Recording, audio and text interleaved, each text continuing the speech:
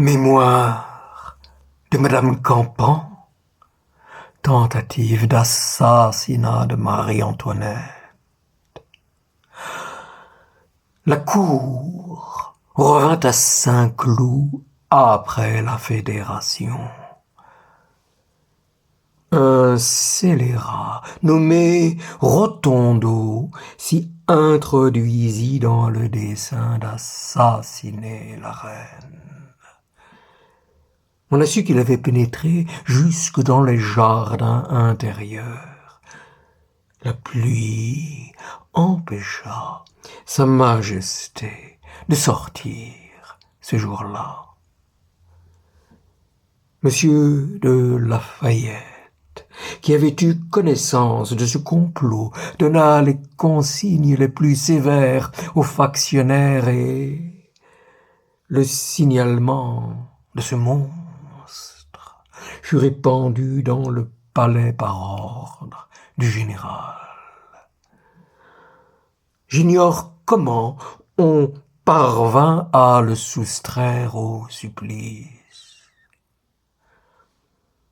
Une contre-police qui appartenait au roi découvrit aussi qu'il se tramait un projet d'empoisonner la reine. Il m'en parla sans la moindre émotion. Ainsi qu'à son premier médecin, M. Vic d'Azir. Mais nous cherchâmes, lui et moi, quelles précautions il fallait prendre. Il se reposait beaucoup sur l'extrême sobriété de la reine, cependant.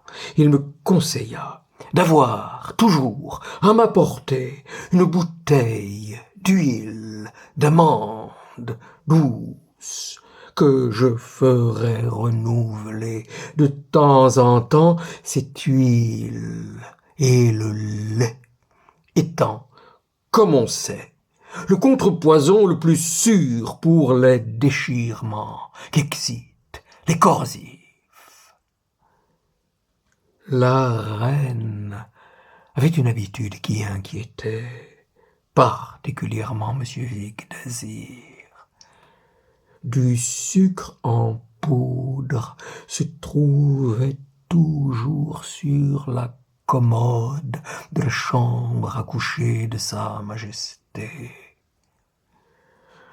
Et souvent, sans même appeler personne, elle en mettait des cuillerées dans un verre d'eau lorsqu'elle voulait boire.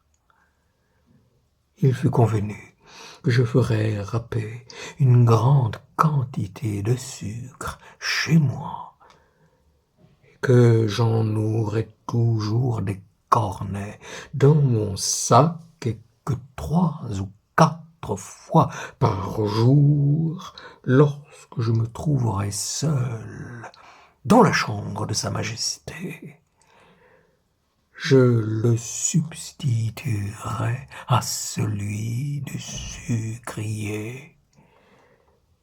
Nous savions que la reine eût empêché toute précaution de ce genre, mais nous ignorions son motif.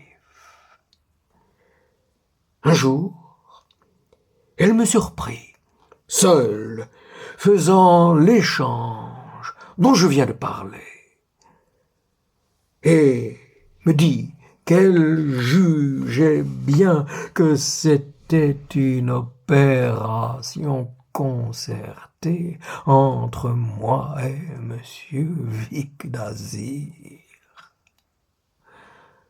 mais que je prenais une peine bien inutile. Souvenez-vous, ajouta-t-elle, qu'on n'emploiera pas un grain de poison contre moi. Les Brinvilliers ne sont pas de ce siècle-ci. On a la calomnie qui vaut beaucoup mieux pour tuer les gens. Et c'est par elle qu'on me fait périr.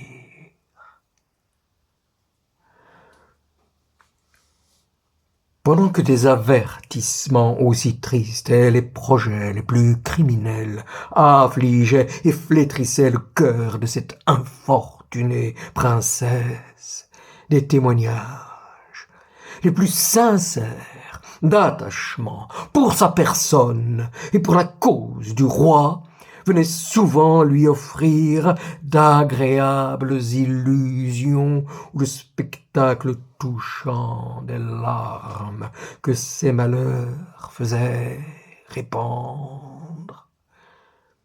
Un jour, pendant ce même voyage de Saint-Cloud, je fus témoin d'une scène bien attendrissante et que nous eûmes soin de ne pas divulguer. Il était 4 heures de l'après-midi.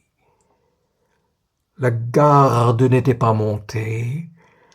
Il n'y avait presque personne ce jour-là à Saint-Cloud et je faisais une lecture à la reine qui travaillait à son métier dans une pièce de son appartement dont un balcon donnait sur la cour.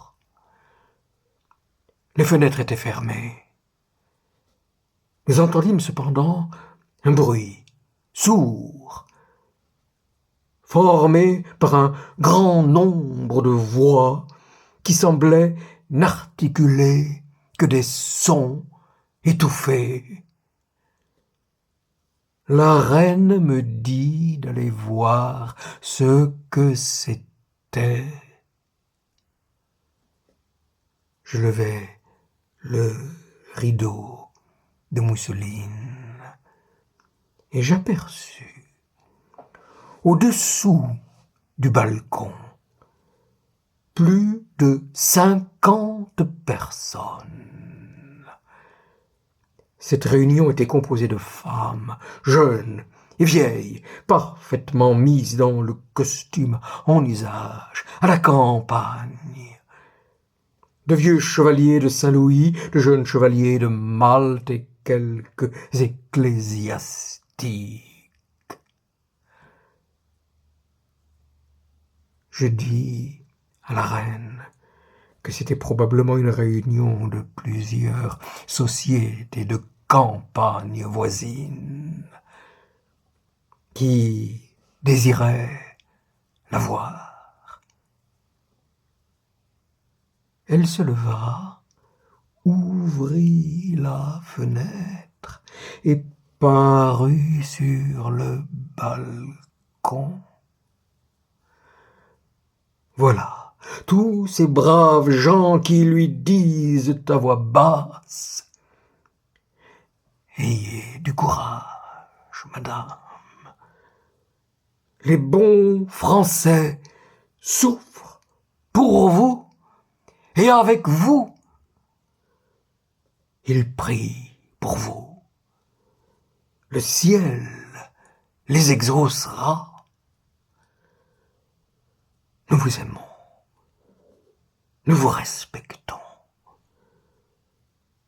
Nous révérons notre vertueux roi. » La reine fondait en larmes et avait porté son mouchoir sur ses yeux. Pauvre reine, elle pleure, disaient les femmes et les jeunes filles. Mais la crainte de compromettre sa majesté et même les personnes qui lui montraient tant d'amour m'inspira de prendre la main de sa majesté, avec le signe de vouloir la faire rentrer dans sa chambre, et, en levant les yeux, je fis entendre à cette estimable société que la prudence dictait ma démarche. On la jugea ainsi, car j'entendis « Elle a raison, cette dame !» Et puis des « Adieu, madame !» Et tout cela avec des accents d'un sentiment si vrai et si douloureux qu'en me les rappelant au bout de 20 ans, j'en suis encore attendri.